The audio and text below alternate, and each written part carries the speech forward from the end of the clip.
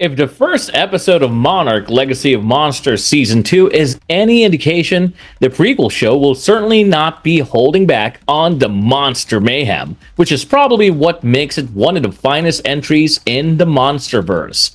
Even if the plot ran thick, Cause and Effect is crawling with Kaijus, who are both old and new, but Kong and Titan X inevitably stole the spotlight. While a sleeping Kong certainly did melt my heart, I loved all the new Kaiju designs that were brought into the fold, because the first season gave us Kaijus like Brambleboars, Ion Dragon, and Frost Vark. So without wasting another moment, let's discuss what kind of new Titans or Kaiju are introduced so far in just the first episode.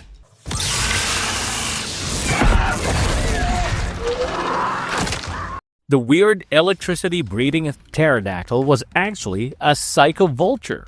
So if you remember, when Kate, Hiroshi, Kentaro, and Mei were on their way back to the Monarch facility on Skull Island in order to rescue Lee from the Hollow Earth, they had to walk through the dangerous jungle. Now, anyone well-versed with the history of MonsterVerse is aware that it is not surprising to see Skull Island surrounded by a wall of dense clouds as lightning fills the air. Now, initially, the crew meets a snoring Kong and quietly walks past him, which almost cost Kate her life. But through the jungle, the crew is stopped by a pterosaur-like leafwing, which is pretty much a subspecies of a psycho-vulture. While we already see a flock of these feisty creatures flying above the island, this one was sitting on a branch, thus alarming our rescue team and leading them to hide. For those who do not know, leafwings are smaller, more pterosaur-like creatures that are smaller in size than an adult human. They are green in color with yellow heads, orange wings, and long spear-like snouts covered with jagged edges. These feisty creatures live, hunt, and thrive in large flocks. They are described as less aggressive than their larger counterparts, but are still prone to attacking and are dangerous nevertheless. Anyway, just as the leafwing screams, the psycho-vulture suddenly attacks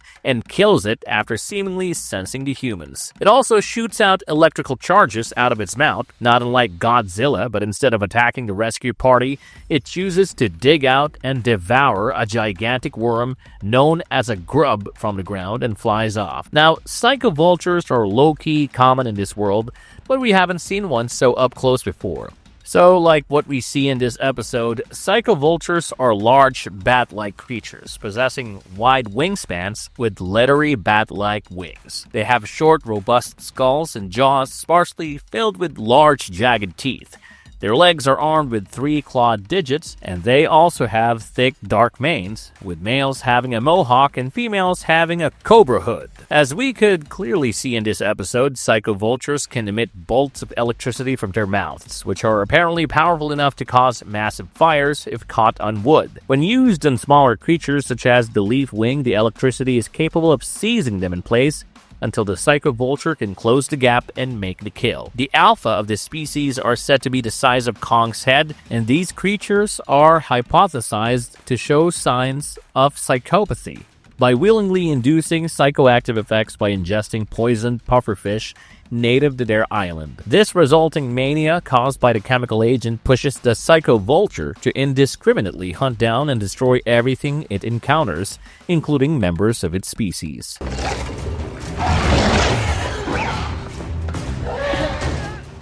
The weasel-like beast is actually a vine rat. So after the crew reached the disheveled Monarch facility, they noticed that Kong tore apart the electric grid, thus complicating their work in getting it up and running. But because the perimeter fences are down, anything could have gotten onto the island, so it is dangerous to go in and fix it. However, Kentaro volunteers to get the backup generators running, with Mei's help allowing Kate to have some alone time with Hiroshi and confront him about the dual life he has lived all these years. Meanwhile, Kentaro and Mei venture onto the Monarch control room and successfully gets the generators to start back up. Unfortunately, the sudden noises of the machinery caught the attention of a rather gnarly monster who probably slipped in the previous trip that Monarch and Apex took to Hollow Earth. This creature, who basically looks like a deformed weasel or maybe a hybrid between a lizard and rat, frantically attacks Mei and Kentaro. This was a pretty scary monster as its face was literally molting, and it had a huge rat-like tail. Luckily, just as this creature was about to get to May by running towards her on all fours with full force, Kentaro managed to hop on a forklift and used it to pin the monster against the wall before driving a spear through it. Now, apparently this kaiju is known as a vine rat, and it is a part of some rodent superspecies. Like I said before, it looks like a rat the size of a tiger and has vine-like growths on his body. Vine rats produce feline-like roars, growls, snarls, hisses, and chuffs. They are nocturnal predators that prefer to dwell in subterranean tunnel networks and are occasionally drawn to vibration and the scent of decay. These creatures also use a form of echolocation to orient themselves and to locate potential prey. Vine rats have very sharp teeth and claws, which allows them to disembowel their prey in seconds.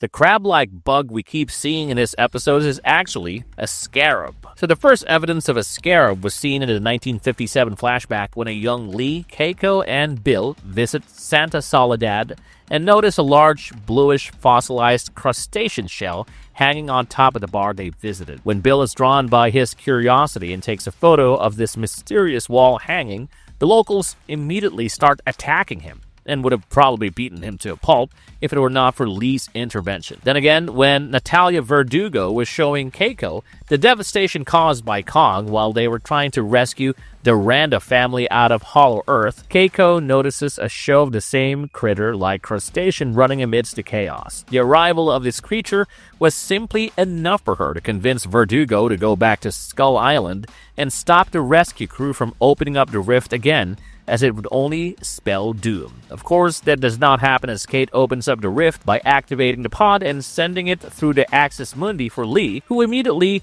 races towards it, hoping it's his way home. During this time, an entire swarm of the same bug-like creatures are also on the move as they slowly enter the vile vortex. Some of them try to attack Lee as he tries to make his way to the Monarch rescue pod, but he was able to fight them off as he climbed onto the pod. At this point, these dog-sized bugs were pretty much chasing Lee, and one even managed to get inside the pod, almost killing him. This ugly critter has a huge mouth lined with dozens of sharp teeth, but Shaw manages to fight it and stab it with his knife before getting away. Now, this crab-like bug we see so many times in this episode is actually called a scarabs. Turns out these whole swarms of scarabs join the sea serpent we know as Titan X wherever it goes, and so they're also join the apex kaiju in entering the ocean at the end, just before Kong gets to it. Apparently, the VFX supervisor of the show, Sean Conrad, revealed that the scarabs were created to add a kind of tension for the actors, as they're often looking for ways to put their actors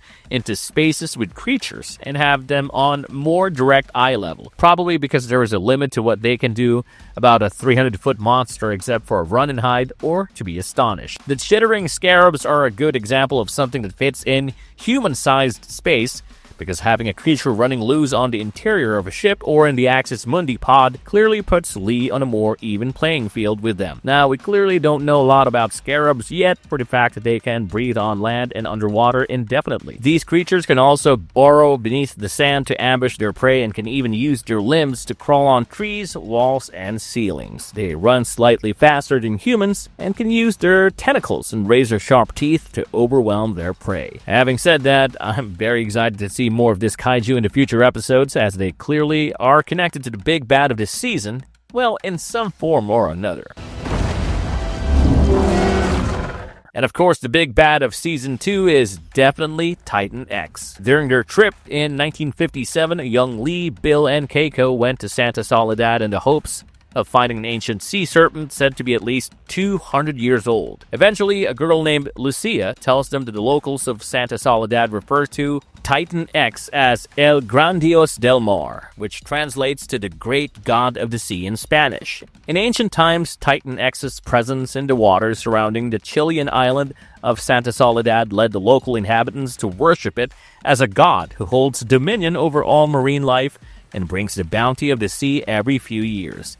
But as seen at the end of the episode, Titan X was sleeping near Axis Mundi when Kate inadvertently woke it up after sending the Monarch rescue pod for Lee. Before he escapes from Axis Mundi, Shaw sees a massive Titan from what looks like a mountain. We don't get a good look at its face, but it has several spiked tentacles that look about a football field wide. This nasty kaiju swiftly escapes from the Axis Mundi into our world when it follows Shaw through the vile vortex and wreaks absolute havoc with its tentacles, killing Natalia Verdugo in the process. Titan X also tangles with an enraged Kong on Skull Island before escaping into the ocean. Now, by the looks of it, Titan X appears to be a massive aquatic creature with chimeric features. It possesses a gigantic, scaly, fish-like grayish-purple body covered in bioluminescent spines and lobes, a mouth with dozens of razor-sharp teeth, 4 pairs of sea turtle-like flippers with yellow stripes, and 80 extremely long cephalopod-like tentacles that are armed with barbed and serrated white hooks. It also sports a sharp and split bioluminescent nasal horn on the tip of its reptile-like snout. The spiky yellow brow ridges of the Titan protects its unique blue eyes, which feature 2 reptilian irises and 2 fused reptilian pupils. We don't know what this apex creature is capable of as of now, but if Kong was so hell-bent on stopping it from entering our world, it is safe to assume that this might just be the beginning. Even though the new Kaiju, Titan X, is waiting in the wings, I'm sure Godzilla will surely pop up before not too long. I simply cannot wait to see what rears its ugly head in Season 2 of Monarch Legacy of Monsters, because so far my theory is that both Godzilla and Kong would have to team up to bring Titan X down. And that, folks, brings us to the very end of this video. What do you guys think about the new Kaijus of the latest season of Monarch Legacy of Monsters? Do you think Titan X is just going to be a glorified Kraken with a bit of Cthulhu-like plot armor at his back? Well, let us know your thoughts and theories in the comment box down below.